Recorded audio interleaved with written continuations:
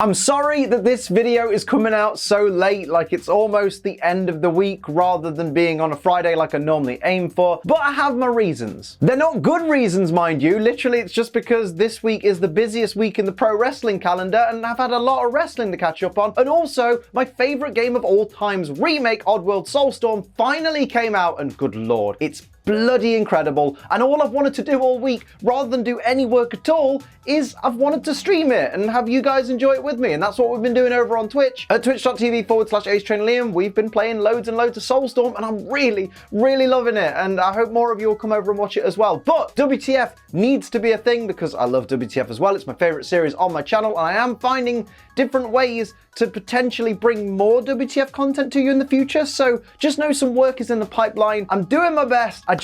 This week, there was no way I was catching up. I tried my best, but there was just absolutely no way I was being caught up. So I'm lucky that I'm even getting this video out today. So let's get straight into it with some beautiful WTF moments for what is just a really crap episode of Pokemon. And that really didn't help either.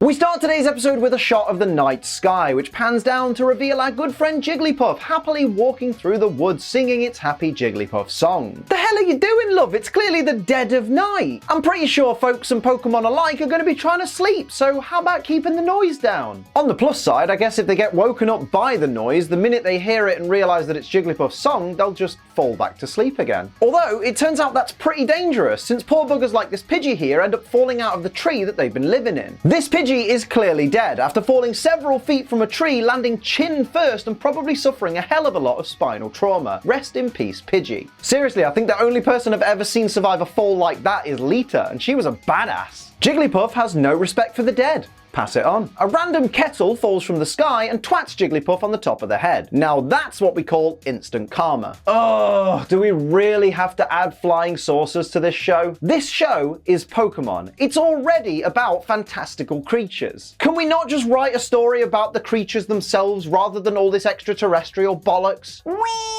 Actually, Liam, I think you'll find the Pokedex says that Clefairy are possibly from space. Actually, it isn't. There are no Pokedex entries in the anime or even the video games that make any mention of Clefairy or even Clefable being from outer space. Their habitat is described as being quiet mountains, nothing about space. Now, Clef's Pokedex entry does explain that people believe it came from space, but that's not canon in this generation, so we're just going to ignore that bollocks. As of this episode of the dub in September 1999, Clefairy is officially not from space. We cut to Ash and friends sitting at a cafe, and Misty says that she's so glad that they stopped for ice cream. Brock then says, "It looks like Pikachu feels the same way you do." But he just says it really slowly and awkwardly, like he's talking to a small child. I'm surprised he didn't follow up with things like, "This ice cream is very tasty, isn't it? Did the nice man make your ice cream cone for you? Eat your ice cream quickly or Pikachu might try and take it." I'm just saying, mate, you're talking to her like she's 5. A wild Clefairy randomly walks up to them, and instead of approaching this skittish Pokemon with caution, Misty loudly announces that she's gonna try and catch it. Well done, Foghorn, now it's run away. Not catching it now, are you? This would never happen to Go. 22 years from now, that lad's gonna be throwing sick curveballs left, right, and center. Misty runs off after Clefairy, and Ash and Brock give chase too, but why do they all leave their backpacks behind? When you've been traveling for months with your belongings on your back, why would you ever leave them unattended? You can't even use the excuse of, "Oh, well, they were in such a rush that they forgot to pick them up," because they took the time to gently put their ice creams down in the ice cream holders on the table. If they had the wherewithal to do that, surely they'd remember their own bags. Now, some unknown figure moving their backpacks and their ice creams isn't really that mysterious. That could have easily been a waiter clearing the table ready for another customer and then putting the bags into the lost and found box. After failing to catch the Clefairy, they all head back to the cafe, and Brock panics and says he left his backpack here, but now it's gone. See? He knowingly left his stuff there, and now he's surprised that it's gone? Mate, you left your bag in a public place. Have you never heard of finders keepers? Also, have you ever heard of the like button? Taking just a second of your time to tap it really helps this channel and these videos get seen by more people. So if you haven't already done it, please give it a go. Don't forget to share the video on Twitter or Facebook. That really helps a lot as well. And if you're new here, hello, hit the subscribe button and turn on all notifications so you never miss an episode of WTF Moments. There's a load of people queuing at the the police station to report on a bunch of other thefts in the area, but they're all for items that are really easily replaceable. A baseball player's lucky bat? Just stop being superstitious and use a different bat. A chef's pot? Just use a different pot. Same with this woman who's claiming that her baby's favorite bottle was stolen. This kid's too young to be claiming favorites, just give it a different bottle. Surely feeding it should be the priority and not getting a specific bottle back. Like, I know these crimes need reporting, but at the same time, look at the size of that queue. Think of the actual genuine emergencies that need to be reported, but no one can get to Officer Jenny yet. Brock wonders who would steal all these random items, and then, oh no, a scientist turns up and says it's the work of aliens. Right, so we're really doing another Clefairy episode with a space-obsessed scientist? Pokémon, has it really taken you only 62 episodes to run out of ideas? That's tragic. The chef points out that he saw a UFO about 3 nights ago, and Oswald, the scientist, starts shaking him back and forth, yelling at him to give him more information. Mate, that's assault right there, and you've done it right in front of a police officer. Oswald should be behind bars. Direct quote from Misty. I don't understand why we have to be part of this stupid spaceman search party. Because, Misty, it's a filler episode. Although, truth be told, I am on Misty's side for this one. I don't want to watch this one search for aliens that are just going to turn out to be Clefairy. It's a boring episode concept, and we already did this kind of thing in episode 6. Team Rocket turn up disguised as aliens and repeat the same word over and over again. No makeup.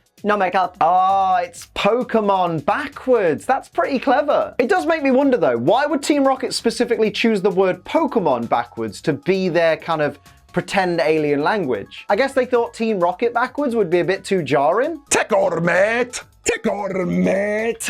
Team Rocket walk over to Ash and literally take Pikachu from him with absolutely no resistance from Ash. Listen, I get the idea that he's shocked at seeing aliens, but I'm pretty sure if those aliens put their hands on your best friend, you'd at least try and stop them, or at least say something along the lines of, No, stop. That's my best friend. do you even care about Pikachu anymore, mate? Only after the aliens have gone back to their ship and start ascending into the air does Ash finally yell at them to bring back his Pikachu. Mate, even if they were real aliens, and even if real aliens would have heard you begging them to bring back Pikachu and gone, oh, sorry mate, here you go, they're inside their ship and up in the air, so as if they're gonna bloody hear you now. Credit where credit is due. James calling Pikachu inside this trap a light Bulbasaur got a genuine chuckle out of me. How did nobody notice the flying saucer was literally hanging from a crane? Cranes aren't easily hidden, they're pretty freaking big. I swear sometimes these characters are way dumber than I ever remembered them being. Ash sends Pidgeotto to cut the crane cable, which sends the flying saucer plummeting to the ground, smashing it to bits. But Ash, you didn't know that Pikachu was safely inside that sealed trap thing, so for all you know, this fall could have killed him. What a garbage friend Ash Ketchum's being today. Poor James, they're doing their motto in the dark and the lights came back on and he was caught trying to slip a sneaky finger. There's a time and a place, James, but not now. Oswald's scanner apparently identifies Clefairy, Jigglypuff, and Misty as aliens, and he seemingly believes it. I'm starting to doubt that this guy's even a real scientist. I reckon he's just some loser who happened to buy a lab coat. Reminds me of someone I know.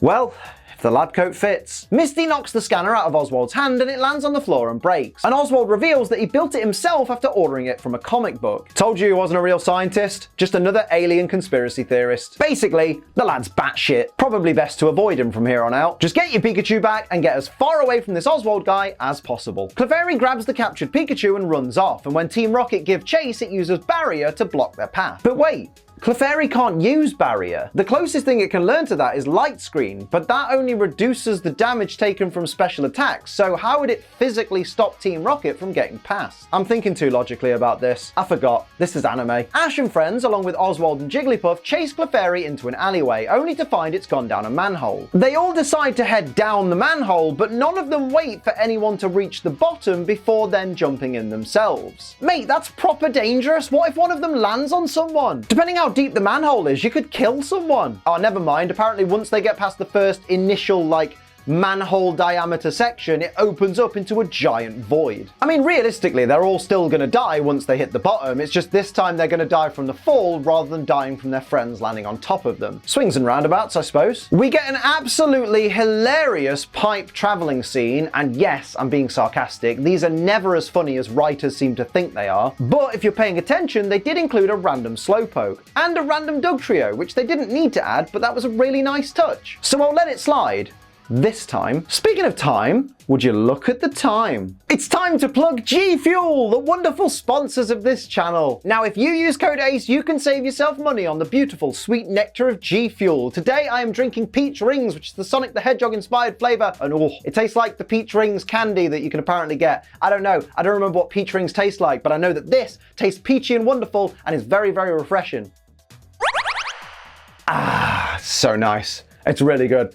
You can use code ACE right now to save 10% on your G Fuel order, and remember, it's for over 18s only because it contains caffeine and children don't need caffeine, and because it's a caffeinated product, just remember to drink it responsibly. Don't be a dickhead. Hang on, you're telling me Clefairy built this? If Clefairy are capable of building space-traveling tech like this, how have they not taken over and enslaved the entire human race? I, for one, welcome our new Clefairy overlords. Oswald comments that the Clefairy must be building this spaceship themselves, and then says they'll be blasting off very soon. Oswald, how can you possibly know that? You've literally just discovered that the Clefairy are even building the spaceship, so you can't possibly know what state all of the components and electronics are in, or if they even have fuel for it. Stop talking out your arse to sound smart, mate. It's a bad look. Ash and Misty run into the spaceship to save Pikachu, and Brock tells Oswald that he'll go tell Officer Jenny. That's smart, Brock. That's the smartest thing I think you've ever done. Nobody knows if this spaceship is built to accommodate humans in space, and the last place you want to be when you find out is on that thing in space. It's always a better idea to leave your idiot mates to die in space than to go there yourself. In this scenario, I would be Brock.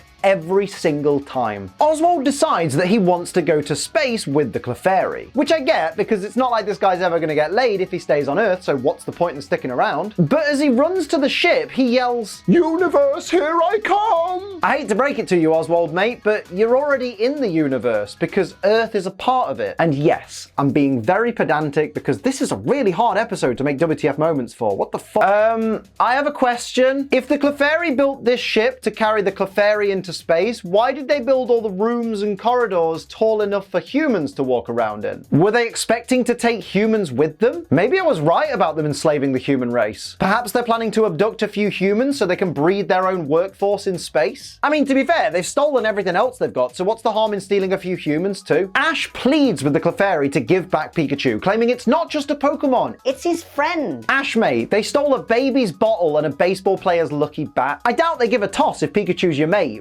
Reasoning with them isn't going to help in this scenario. Here's a crazy idea though. This show's called Pokémon. How about bringing out your Pokémon to battle the Clefairy? Bulbasaur, Squirtle, Pidgeotto, all great choices. Now Jigglypuff has the right idea. It walks straight in and just twats Clefairy across the face. Jigglypuff then proceeds to double slap the absolute piss out of all of the Clefairy. And it was at that moment we finally found a use for this recurring character. Jigglypuff is now a god to me. Confirmed. Hey look, it's that I have no idea what I'm doing gif. Always makes me laugh. A+. Jigglypuff and the leader of the Clefairy have a back and forth brawl that ends in a stare down. I'm guessing that means we have to wait for the pay-per-view to see the final grudge match. Let's face it though, in this scenario, Jigglypuff always wins. It's just taken out 5 Clefairy on its own. How's it going to struggle in a one-on-one fight? How is this chair that moments ago was just the right size for a Clefairy now able to accommodate a whole human? Have the Clefairy perfected magically resizable chairs? Maybe they really are aliens. Oswald, mate, you've been sat in that chair for all of 5 seconds and you've already broken the ship's control stick. Oswald's a dickhead. Pass it on. Jigglypuff swipes its pen microphone back and instantly starts singing its song. Well, I guess that's the end of cool, badass ass-kicker Jigglypuff for now. It's a shame. Mate, how ingenious is this device? It literally smacks Pikachu in the face with a little mallet just to piss it off so it'll use Thunderbolt and power the ship. That's so smart. At the same time though, if they needed Pikachu to power the ship, how did they power this machine? Officer Jenny doesn't believe Brock's story that a bunch of Clefairy stole all of these people's things to build a spaceship. But why not? This is the Pokemon world. Unbelievable things like this seem to happen all the time. Why is this one all of a sudden so wild and out there? Okay, now look, I've gone along with this so far. I've accepted that Clefairy are supposedly from space, even though they're not. I've accepted that they're somehow able to build a fully functioning spaceship out of random household items all by themselves, and I've even accepted that they're able to do this in a secret underground hangar and go completely undetected. But you expect me to believe that they managed to rig an entire section of a road to open up like a huge trapdoor, and nobody noticed them doing this? Like, that is some incredible feat of engineering right there. And to make it so seamless with the rest of the street that nobody notices the edges of this giant asphalt hatch sitting there in plain sight must have taken some real skill. This whole episode is just complete toss, isn't it? Maybe the theory that Ash is in a coma is actually true, because this surely can't be a reality, even in the Pokemon world. A bunch of items stolen by the Clefairy fall out of the rocket as it goes past the police station, but if they weren't in use, then why did the Clefairy steal them in the first place? Why take stuff that you're not even going to use? Also, I don't know why this woman was so bothered about her baby's bottle. It was literally empty. It's not like the baby was missing anything. When the chef gets his pot back, he says, "Now I can cook my chicken!" Mate, this is the Pokemon world. What the hell's a chicken? What the hell is this rocket supposed to be made of anyway? Also, yes, I'm well aware that this image looks like a robot's dick that got stung by a wasp. What can I say? It's going to make a great thumbnail. Team Rocket are about to break down a door trying to escape the rocket when the rocket separates, and they realize that they're on the wrong section of the rocket. Say rocket again. But all I can think of as this huge rocket falls back down to Earth is, look where it's going to land. In the middle of a city. The Clefairy just dropped a rocket on a city. That's going to injure, if not kill, a lot of innocent people. Clefairy,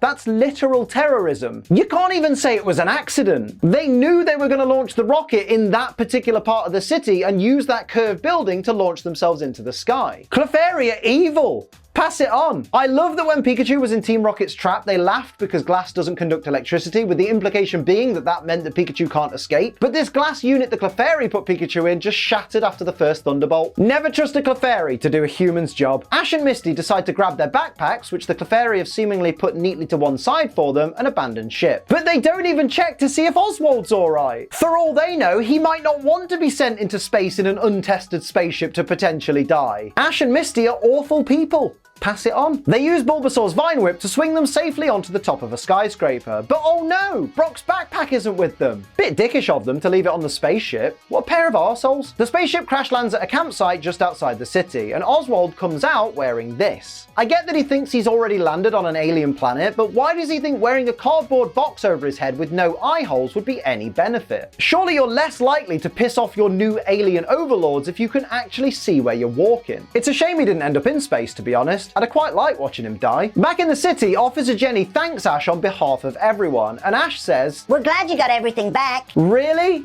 That's how we're wrapping up all those loose ends? Just ignoring the fact that a spaceship made out of these people's belongings has crashed at a campsite out in the woods? And the fact that a huge rocket crash landed in the city moments ago, probably taking out a couple of buildings at least? You're really just gonna say, and everything got resolved in the end? That's just lazy, mate. Look on the bright side though, that's another filler episode over, so we can get back to the good stuff. Next episode's gonna be a gym battle, lads. So those are my WTF moments for Pokemon Season 1, Episode 62, Clefairy Tales. Let me know your favorites and any that I missed down in the comments below. Don't forget to like, share, and subscribe if you're new. Head over to twitch.tv/AceTrainLiam for all of my live streams. Lots of Odd World Soulstorm at the moment. I'm loving it. And of course, use code ACE for money off G Fuel. But until next time, I'm Ace Trainer Liam. Keep on training.